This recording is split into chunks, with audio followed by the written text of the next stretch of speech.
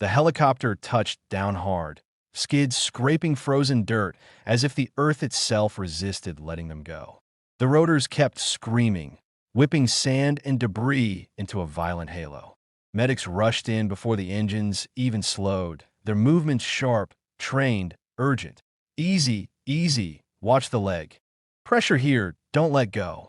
Mara Vale didn't move from the ramp at first. She stood there, half turned toward the desert they'd escaped, rifle still hanging from her shoulder, as if expecting the night to reach up and drag them back. Only when the last wounded SEAL was lifted onto a stretcher did she step down. Her boots hit the ground. Solid. Real. They were out. For the first time since the order came down, her chest loosened enough for a full breath. It came out shaky. Captain Elias Grant jumped down behind her, helmet under his arm, face streaked with sweat and dust. Base commander's already asking questions, he said quietly. He wants you in a debrief as soon as medical clears you. Mara nodded. Figures. Grant studied her, eyes lingering on the blood dried along her sleeves. You good? She looked at her hands, flexed them. They shook slightly. I will be. He gave a short nod. For what it's worth, you did the right thing. Mara didn't answer. She watched as the stretchers disappeared into the medical tent. 11 men. Alive. That was the only measure that mattered. Inside the tent, the smell of antiseptic replaced smoke and dust. Christmas music played softly from an old radio near the supply table. Somehow cheerful, somehow cruel. A medic tried to guide Mara to a cot. Lieutenant, you need to— I'm fine, Mara said, sharper than intended. The medic hesitated, then nodded. He'd seen that look before. The look of someone still holding the line inside their head. She paced instead, boots echoing softly. Every few steps, someone called out a name she recognized. Every time, her shoulders tensed until she heard the answer. Stable. Breathing on his own. Surgery in 10. Each word was a weight lifted. Chief Rowan Hale lay on a bed near the back, leg immobilized, face gray but alert. When he saw her, he grinned, teeth white against his beard. Well, I'll be damned, he rasped. You look like hell. Mara let out a breath that almost became a laugh. She stepped closer. You're supposed to be unconscious. Didn't want to miss Christmas, he said. Figured I owed you that. She swallowed, nodding. You scare me back there. Yeah, he admitted softly. Me too. They sat in silence for a moment, the hum of medical equipment filling the space. You know, Hale said, eyes fixed on the ceiling. I've been doing this a long time. Seen good officers. Great ones. And a lot who talk about the code like it's a slogan. He turned his head to look at her. Tonight, you lived it. Mara shook her head. I just did my job. Hade similite faintly. No, you did more. And you're going to pay for it. She didn't deny that. The debrief room was cold and bright, intentionally uncomfortable. 2 flags stood in opposite corners. A digital clock on the wall ticked loudly. Each second an accusation point. 3 officers waited when Mara entered. No introductions. No smiles. Lieutenant Mara Vale, the center officer said. Seat. She did. Let's be clear, another began. You were given a direct order to hold position. Yes, sir. You disobeyed. Yes, sir. You initiated unauthorized movement, contacted off-grid assets, and coordinated an extraction that had been explicitly denied. Yes, sir. The first officer leaned forward. Why? Mara met his gaze without hesitation. Because 11 SEALs were going to die. Silence followed. Acceptable losses are part of war, the officer said flatly. Not abandoned ones, Mara replied. A sharp intake of breath came from the third officer. The first's jaw tightened. You're not here to debate doctrine, he said. You're here to explain your actions. I am, she said calmly. And I stand by them. They exchanged looks. Captain Grant also defied orders, the third officer said. At your request. Mara straightened. He responded to a distress call. That responsibility is mine. The first officer studied her for a long time. You understand that this could end your career. Yes, sir. And you'd still do it? Mara didn't hesitate. Yes, sir. Another long pause. Finally, the officer leaned back. Dismissed. For now. She stood, saluted, and turned to leave. As her hand reached the door, The third officer spoke. Lieutenant. She stopped. 11 families are celebrating Christmas today because of you. Mara nodded once. Then she walked out. Night fell again, softer this time. The base lights glowed warm against the dark. Somewhere, laughter drifted from a mess hall. Somewhere else, a man cried quietly into a phone. Mara stood alone near the perimeter fence, staring at the stars. She thought of her own family, of holidays spent apart, of the cost everyone paid in different ways. Footsteps approached. Captain Grant joined her, handing her a steaming cup of coffee. "Figured you'd be out here," he said. "Figured I'd need this," she replied, taking it. They stood in companionable silence. "They grounded me," Grant said finally. "Pending review." Mara's jaw tightened. "I am sorry." He shrugged. "Worth it." She glanced at him. "You don't even know them." "I know the code," he said simply that a notification pinged on Mara's radio. She checked it. Medical update. All 11 alive. 2 critical improving. 1 out of surgery. She closed her eyes, letting the cold air fill her lungs. Grant smiled. "Merry Christmas, Lieutenant." "Merry Christmas," she echoed. Morning came slowly. Pale light crept over the horizon, washing the base in gold. Christmas Day.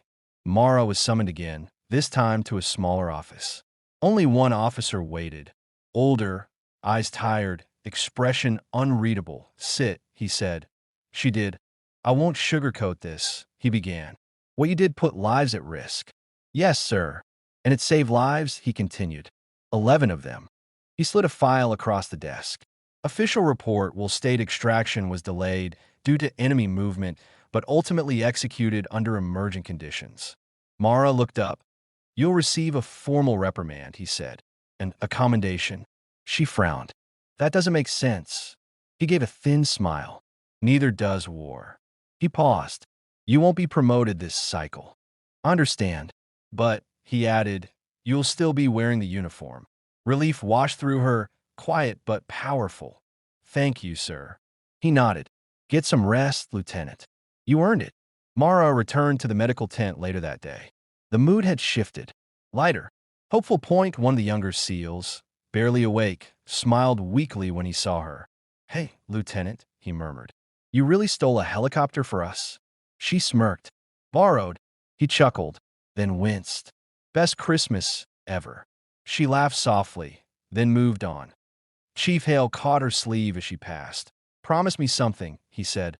"What?" "Don't ever change." Mara squeezed his hand. "I won't." Outside, snow began to fall. Unexpected, light, almost unreal. The desert received it quietly, as if honoring the moment. Mara watched the flakes melt on her gloves. Point 11 men would go home. Point 11 stories would be told. And one decision, made on Christmas Eve, would echo longer than any order ever could. The forest did not sleep. It breathed. Wind whispered through the pine needles, carrying the scent of oil, metal, and fear. Somewhere far below, engines idled nervously. Radios crackled, then went silent again.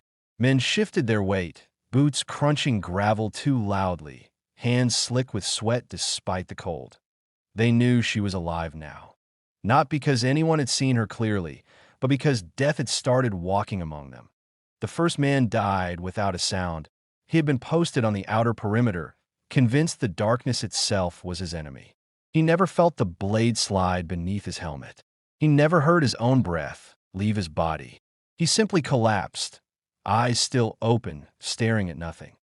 Elara Vance eased him down gently, like she was laying a child to sleep.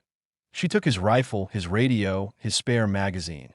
Rangers did not waste resources. Pain flared through her ankle as she moved away, but she ignored it. Pain was information, nothing more.